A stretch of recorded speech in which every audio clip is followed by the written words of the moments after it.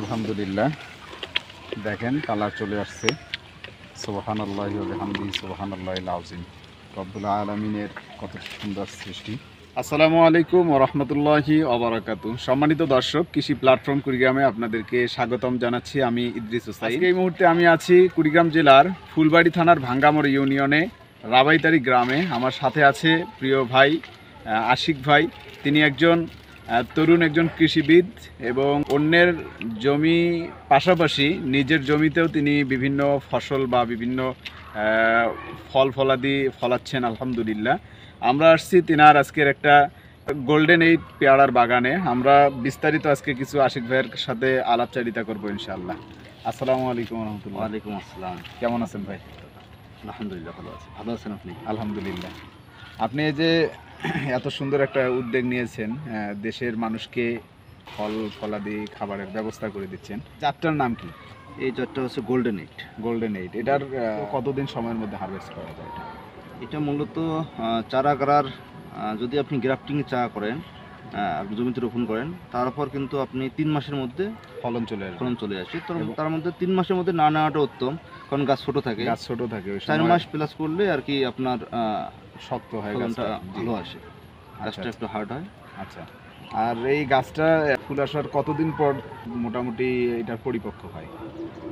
আসলে এই পেয়ারাটা 12 মাসিক একটা পেয়ারা। 12 মাসে। হ্যাঁ, আর ফুল আসার আপনার আড়াই মাসের মধ্যে, আড়াই মাস 3 মাসের মধ্যে এই পেয়ারাটা পরিপক্ক। এটা আপনি কি নিজে খেয়েছেন? জি আলহামদুলিল্লাহ, খাই প্রতিনিয়ত। বাগানে ঢুকলেই খাই, কারণ পেয়ারা আমার খুব পছন্দ। বাগানটা করার আপনার কতদিন হলো? বাগানটা করার আমার 2 বছর। 2 বছর আছে। এ যাবত আপনার এই বাগানটা আনুমানিক কীরকম খরচ হয়েছে? বাগানে আমার আনুমানিক, যেহেতু আমার ছোট বাগান, শখের বসে করা। আচ্ছা, এটা কত শতক জায়গায়? এটা আছে, আমার ছিল এখানে 28 শতক জায়গা। আচ্ছা আচ্ছা। 28 শতক জায়গার মধ্যে আমি আমার নিজস্ব নার্সারি করি এখানে। আচ্ছা। বিভিন্ন সবজি এবং বিভিন্ন ফলের চারার নার্সারি করি। আচ্ছা আচ্ছা। তারপর কিছু গাছ কেটে ফেলার পর আপাতত এখানে আছে 20 শতক জায়গা। 20 শতক জায়গার নাম। জি। আচ্ছা, এখানে আপনার কি পরিমাণে আনুমানিক ইনভেস্ট করা হয়েছে? এখানে আমার গাছ প্রতি প্রায় আমার কেরিং খরচ সহ, যেহেতু আমি চুয়াডাঙ্গা থেকে এই চারাগুলো চুয়াডাঙ্গা থেকে নিয়ে আসছি। চুয়াডাঙ্গা থেকে নিয়ে আসছি। এখানে আনা পর্যন্ত আমার প্রতিটা চারার বাড়ি আসা পর্যন্ত আমার খরচ 50 টাকা পিস। 50 টাকা পিস। এবং এখানে রোপণ করার প্রসেসিং বা আদার্স আমি ঔষধপাতি এটা সব মিলে দেখা যায় একটা গাছে আরও 20-30 টাকা। হ্যাঁ, যখন লাগাইছি তখন এটা মানে যে কামলা খরচটা গেছে আমার, এই পর্যন্ত আমার 20-30 টাকা পার গাছ প্রতি আর কি আমার সেটা খরচ গেছে। এখন তো মোটামুটি আপনার যেটা ইনভেস্ট করছেন টাকাটা উঠছে না? আলহামদুলিল্লাহ উঠছে। জি। আপনি এটা যখন পেয়ারা বিক্রি করি তখন এই আমার 1 লাখ প্লাস প্রথম বছরেই চলে আসে 28 শতক থেকে। এখন এখানে কতগুলো গাছ আছে, কি পরিমাণ গাছ আছে? এখানে আমার যেহেতু গাছ কিছু কেটে ফেলছে, ওইরকম গণা নাই, তারপরও 380টা গাছ আমি লাগাইছিলাম 28 শতকে। মানে 380 লাগাইছি, 80টা গাছ লাগাইছিলাম। তারপরেও দেখা যায় যে 300-র মতন, 250 প্লাস হবে। জি। আর আমাদের এই প্রতিবেদনটা দেখে অনেকেই আগ্রহী থাকবে, তারা যদি করতে চায় তাদের জন্য পরিচর্যার যে বিষয়টা, বিভিন্ন ফলের বিভিন্ন পরিচর্যা থাকে। পেয়ারার পরিচর্যাটা কি? হ্যাঁ, পেয়ারার পরিচর্যা হচ্ছে আপনাকে প্রথমে ছত্রাকনাশকটা স্প্রে করতে হবে। কারণ পেয়ারাতে আমরা যেটা সবচেয়ে বড় রোগ দেখি, পেয়ারার মধ্যে কিন্তু যে দেখেন পেয়ারা কত ফ্রেশ, কিন্তু পেয়ারাতে যেটা দেখা যায় যে পোকা দেখা যায় এবং কিছুটা ফোটা কালো দাগ দেখা যায়। ওটা হচ্ছে অ্যানথ্রাকনোজ রোগ। আচ্ছা আচ্ছা। সেই অ্যানথ্রাকনোজ রোগের কারণে কিন্তু অনেক পেয়ারা বাগান ধ্বংস হয়ে গেছে। আচ্ছা। যদি আমি নিয়মিত ছত্রাকনাশকটা স্প্রে করি তাহলে সেটা তো চলে যাবে। আর পোকার দিক থেকে আসতে গেলে আপনার মিলিবাগ, হ্যাঁ, মিলিবাগ, হোয়াইট ফ্লাই, তারপর আপনার যা পোকা এবং পাতা ছিদ্রকারী পোকা, এই পোকাগুলো যদি আপনি দমন করতে পারেন ইনশাল্লাহ, তাহলে আপনি মনে করেন যে পেয়ারা বাগানে মোটামুটি পোকা দমন। আচ্ছা, এই যে পেয়ারাগুলো যে আপনি তুলবেন হারভেস্ট করার পরে, এই পেয়ারার ডালপালা কি কেটে দেবেন না? জি, আমাদের এটা 12 মাসেই যেহেতু ফলন আছে, দেখেন আপনাকে আমি দেখাবো। যদি আমরা এই ডালটা এখানে কেটে দিই, জি, এখানে কেটে দেওয়া হয়েছে, কিন্তু এখানে কিন্তু অলরেডি কুশি চলে আসছে। জি, এখানে কুশি চলে আসছে। এইখানে 3-4 পাতা হলেই কিন্তু এখানে আবার ফুল চলে আসবে। জি, 12 মাসে এইভাবে কাটবেন, 12 মাসে এইভাবে ফুল চলে আসবে, ফুল থেকেই মনে করেন যে ফল চলে আসবে। এখানে আরেকটা বিষয় আমরা ক্লিয়ার করে নিই আপনার কাছ থেকে, সেটা হলো অনেকেই গাছ কাটতে চায় না, মানে গাছের মধ্যে মহাব্বত তৈরি হয় যে গাছ কাটবো, এত সুন্দর ডালপালা আছে কাটবো, কিন্তু এই ডাল কাটলে যে নতুন ডাল অনেক বৃদ্ধি পায় হ্যাঁ, এটা তারা চিন্তা না করে ডালপালা কাটতে চায় না।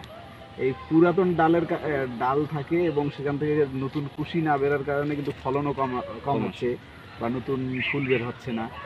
তো আমি এই গাছ কাটার বা ডাল কাটার বিষয় নিয়ে কিছু বলতে চাই। আসলে আমিও যখন প্রথমে পেয়ারাটা নিয়ে আসি তখনও আমি তখন বুঝতে পারিনি যে আসলে এভাবে গাছ কাটতে হবে, জি জি গাছ প্রুনিং করতে হবে। আসলে প্রুনিং না করলে কিন্তু গাছ আপনার ঝোপালো হবে না। সফল হবে। আসলে যেহেতু আমরা এখানে গাছের দূরত্ব দিয়েছি 6 ফিট বাই 6 ফিট, 6 ফিট। বেশি ফলনের আশায় জি যদি আমরা গাছ যদি আমরা ঝোপালো না করি, খাটো না করি, তাহলে কিন্তু আমরা যদি আমরা হাইটে করি তাহলে কিন্তু পেয়ারা কিন্তু দেখেন যে বেশি হাইট হলে কিন্তু ডালগুলো নেতিয়ে পড়ে পেয়ারা ধরলে। আর যদি ছোট গাছ হয় তাহলে কিন্তু আপনার এই পেয়ারা গাছটা অনেক শক্তিশালী থাকে এবং ডালপালা বেশি থাকে। ডালপালা বেশি। আমরা যেভাবে দেখেন গাছটা কীরকম ঝোপালো, আমরা কিন্তু যখন প্রথম নিয়ে আসছি তখন কিন্তু আমরা নিচে কেটে দিছি। আচ্ছা নিচে কেটে দেওয়ার পর দুই পাশে দুইটা ব্রাঞ্চ তৈরি হয়েছে। দুইটা ব্রাঞ্চ হওয়ার পরে 3 থেকে 4 পাতা হওয়ার পরে পাতাটা কিছুটা হালকা সবুজ হওয়ার পরে আবার আমরা কেটে দিই, মানে 3-4 পাতা রেখে আবার কেটে দিই। ওখান থেকে কয়েকটা স্টেপে আপনার প্রথমে কিন্তু আমরা ফুল চলে আসে, মানে ফুলগুলো 3 মাস পর্যন্ত ফুল নেয়নি। সেই নিলে তো ওই ফুলটা খাবার শেষ করে দেবে। তা আমরা গাছটা আগে ঝোপালো করে নিচ্ছি, তারপর আমরা গাছটা যখন আমাদের গাছটা ঝোপালো হয়ে গেছে তখন আমরা ফুল ফল দেখা শুরু করছি। আর যদি আপনারা অনেকে আছে তো পেয়ারা বাগানে মহব্বত করে যে আমরা ডাল কাটবো না, তাহলে তারা মনে করেন যে ফলন সম্মানিত দর্শক, এই জন্য মহাব্বত এক জিনিস আর প্রসেসিং হলো আরেক জিনিস। আপনাদেরকে সঠিক প্রসেসিংয়ে সঠিকভাবে যত্ন নিলে যে কোনো আপনি ফসল করেন বা যে কোনো আপনি ফল করেন, আপনাকে যত্ন নিতে হবে সঠিক পরিচর্যায়। আপনি সঠিকভাবে যদি পরিচর্যা করতে পারেন ফলন অবশ্যই ভালো পাবেন ইনশাআল্লাহ। তো আমাদের হাতে যে আজকের গোল্ডেন 8 পেয়ারা 12 মাসে যে পেয়ারাটা হয়, আমরা একটু টেস্ট করে দেখবো। এটা তো বাজারে আরও বিভিন্ন 5 বা আরও অন্য পেয়ারাগুলো খাই, সেই তুলনায় এটার টেস্টটা ভালো না কম আমরা একটু টেস্ট করতে চাচ্ছি। বিসমিল্লাহ।